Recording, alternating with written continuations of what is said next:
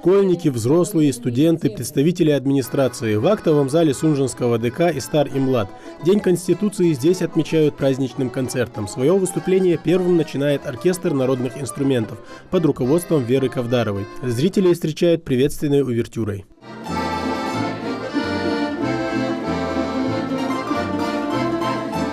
25 лет для самого важного закона самой большой страны мира, возраст не такой же большой. Значимость Конституции и соблюдение ее требований осознает каждый в зале. Если взять ретроспективную историю российского государства, мы знаем и помним, что этот путь был очень труден. Ни одно поколение жителей российского государства сложили, так сказать, можно сказать, и головы для того, чтобы была Конституция российской государственности. Конституционное право России развивается стремительно.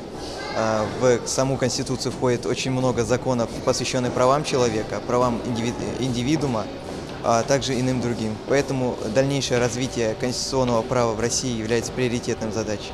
Организаторы праздничного концерта – администрация Сунжинского района, ведь подобные мероприятия сплачивают людей и помогают немного расслабиться. Школьникам предстоят экзамены, взрослым – тяжелая рабочая неделя.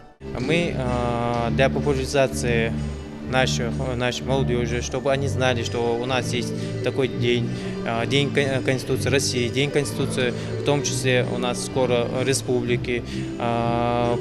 Привлекаем такую молодежь, чтобы они, наши гости, им объясняли, что у нас, как это было принято, когда это было принято, чтобы они знали, напоминали им такую дату. Пока одни наслаждаются концертной программой, другие заняты на рабочих местах. Праздник праздником, а прием граждан, тем более в такой день, дело первостепенной важности. В городскую администрацию Сунжи обратилась Тамара Таркоева. Улучшение жилищных условий – проблема, которая не первый год беспокоит женщину. В администрации взяли вопрос на контроль. Я пришла по поводу ветхого жилья. Моя дочка здесь живет, она сейчас здесь не проживает. Из-за того, что ветхое жилье, когда она приезжает, она останавливается у меня. Но у меня есть от нее доверенность, что я могу за нее говорить.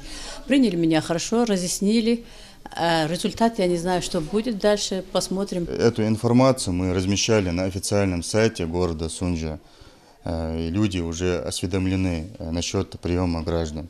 И они уже приходят, общаются по поводу трудоустройства. Вопросы очень разного характера.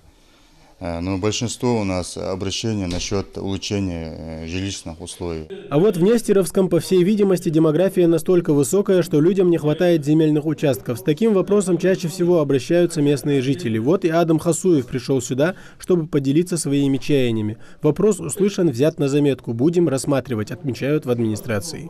Мой сын уже 5 детей имеет. Самый старший где-то нулевой класс. 2 детсада, двойняшки. И до сих пор он по квартирам ютится, у него нет земельного участка. Вот я думаю, выделили меня земельный участок, чтобы он обосновался, построил что-нибудь и жил бы. Трудоустройство, улучшение жилищных условий, выделение земельного участка – это не весь список вопросов, с которыми приходят жители к властям. Тот факт, что проблема рассматривается во всех инстанциях, еще один плюс таких встреч с жителями, отмечают местные власти. Лично мое мнение, если рассматривать это, я думаю, что именно при вынесении этих вопросов на обсуждение в администрацию на сегодняшний день эти вопросы доходят и до правительства, идут и вышестоящие органы, те, где должны рассматривать и решать эти вопросы. Соответственно, там будут делаться какие-то выводы, будут делаться определенные, вносить предложения, и эти вопросы будут более решаться в лучшем порядке, чем мы это можем делать на своем уровне.